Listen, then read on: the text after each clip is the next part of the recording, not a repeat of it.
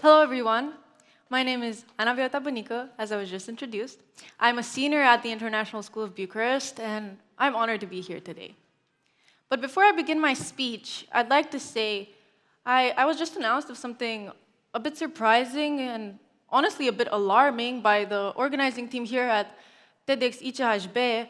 I don't even know how to say this. They told me that there's this unemployed freeloader that lives inside of me. And I was really confused. I mean, money's tough right now with inflation. I can't really afford a non-rent paying squatter living in my brain.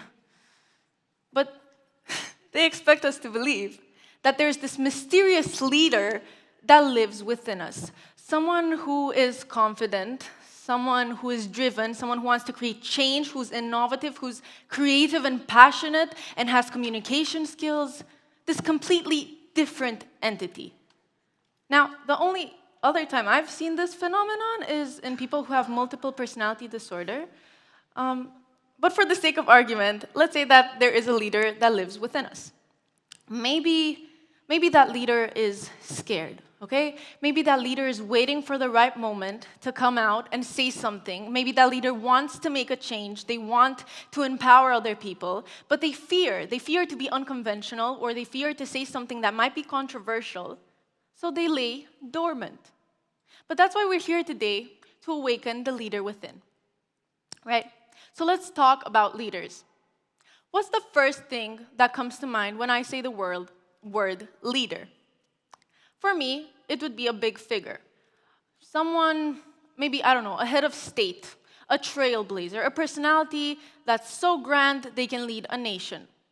Let's take an example, maybe our president. One of our presidents, Iohannis, right? His name is supposedly synonymous with power, with influence, and with making high-stake decisions. But what is it that makes a leader? Is it just their position, or is there more to it? Let's talk about presidents. Their leadership is public, it's scrutinized, and it's often polarizing. They sit at an intersection between policy, politics, and public opinion, and they wield their authority by making speeches, laws, and making actions that can shape the lives of millions of people. But behind this public face, political leaders are often required to make fast decisions.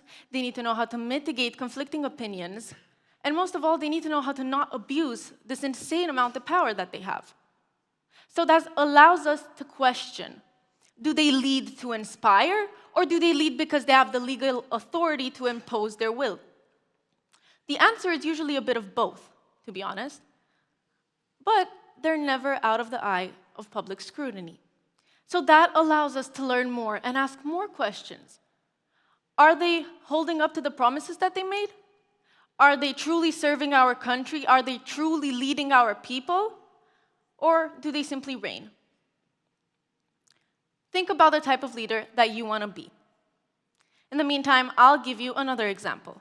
Someone who isn't the head of state, someone who isn't the president, but much more a spiritual leader of billions of Catholics, the Pope.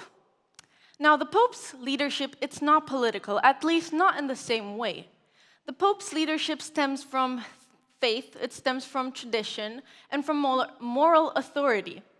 They're not elected like our president, but they are appointed. And people who appoint them, they want them to stay in their position for as long as possible, for a lifetime of spiritual guidance. Now, not even the Pope is free of scrutiny. So, in a world that's rapidly changing, and we have moral questions that collide with modern dilemmas, the Pope must adapt to all of these changes without sacrificing timeless principles. When the Pope speaks, people listen, but they also question. Is his leadership truly based on real-world empathy, or is it tethered to an old dogma? Will he be able to adapt to our new world that needs new and inclusive methods or not? Think about the type of leader that you want to be. My last example, he is not a head of state and he's not a spiritual leader. He doesn't lead a nation or a congregation, but He's the head of one of the biggest brands in the world, Tim Cook of Apple. Some people says he doesn't lead a company, he leads an idea. Because Apple isn't just a company. It's, for millions of people, I'd say, it's a lifestyle. It's a cult-like association of people who come together, and it's built on these slick devices and grand ideas. Cook's leadership isn't about tradition, and it's not about wielding legal authority, but much rather it's about driving change, creating innovation, and managing to convince millions of people that their lives are better, even more meaningful, because they own an Apple product. And we're going to be lying to ourselves, at least the majority of the people in this room, if we say we're not a part of this cult, because I'm sure that most of you either own an iPhone or at least an Apple device. But even in this case, we must ask ourselves, why follow him? Is his leadership a result of the prestige and name of a brand? Or is it truly based in the shared values of creativity, connection, and community? Three leaders, three completely different types of influence. Yet they must all answer the same critical questions.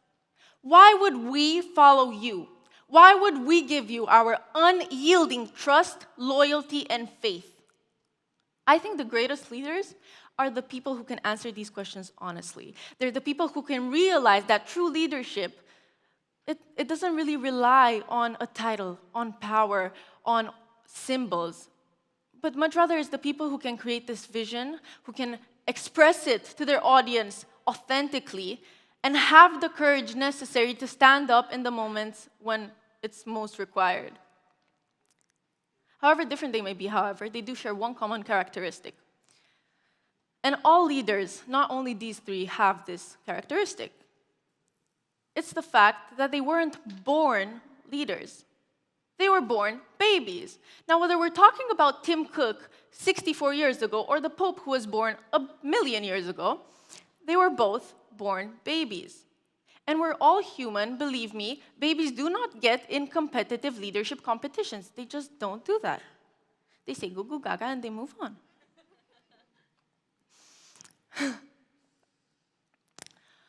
But what these leaders do have in common is that throughout their development, they dared to speak up and take a step forward when it was most required. They realized and they understood that true leadership isn't about getting followers, but it's about serving. It's about taking responsibility for something much greater than yourself. They're present in moments of crisis, they are present in moments of change, and they inspire people to believe, to dream, and to act. And that's something that we can all do, because greatness begins when you believe in yourself and you believe you can lead from wherever you are with whatever it is that you have, because that's how great your passion is. Now, I'd like to do an exercise. I'd like to be interactive with my audience. So, humor me for a second. Please, everyone, stand up. Come on.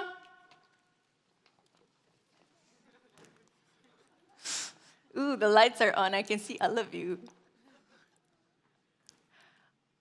Does anyone know why I asked you to stand up? No?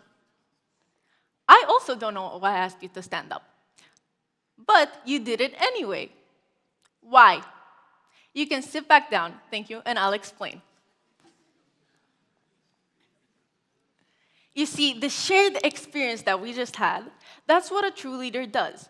Because sometimes people follow you because they sense that you have a vision, even if they can't really see the whole picture yet. Yet when you gain the trust of these people, when they start believing in your innovation, in your incentive, in your goal, or whatever it is that you're preaching, you need to be able to lead them somewhere meaningful.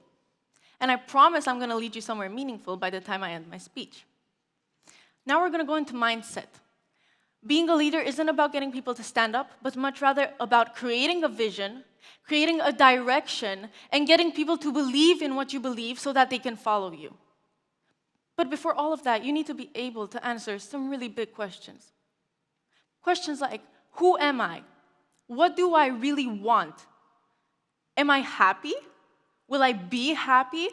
Do I work for myself or do I work for somebody else? Do I work for myself or do I work for money? Do I work for myself or do I work for a cause that is so much greater than who I am?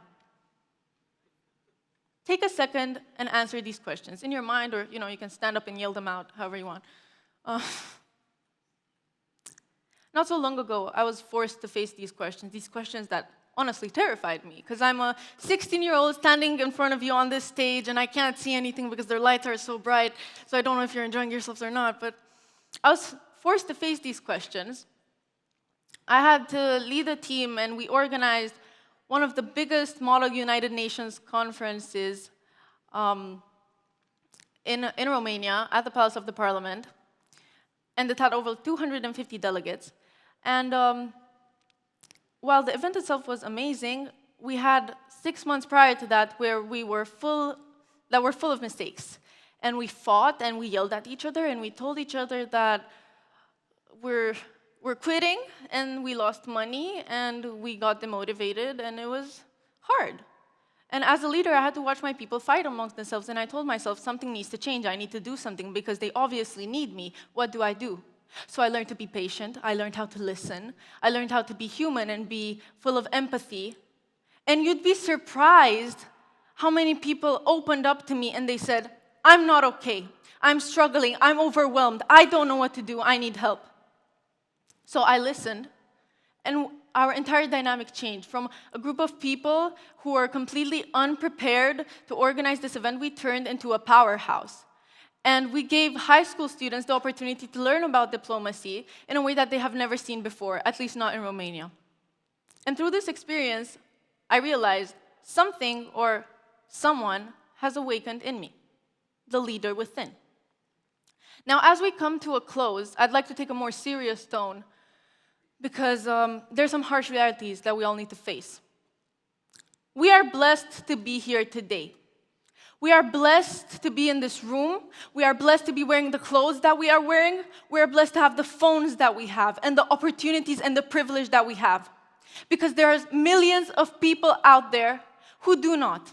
They don't have a voice. They don't have access. They don't get to sit where we sit. They don't get to learn what we learn. And they do not get to dream as big as we get to dream. So ask yourselves, what are we doing with this opportunity? What are we doing with this privilege? Are we going to let fear dictate our actions? Are we just too comfortable in this commodity? Are we going to let time pass by while there's people who are suffering to survive, they're struggling to survive, and they need a leader, they need guidance, and we're just going to sit here? We don't have that right. We simply don't have the right to let our potential, the potential in this room, go to waste. Because there's people just like us with just as much or even more potential that do not have the opportunities we have, and they're facing some problems we cannot even begin to imagine.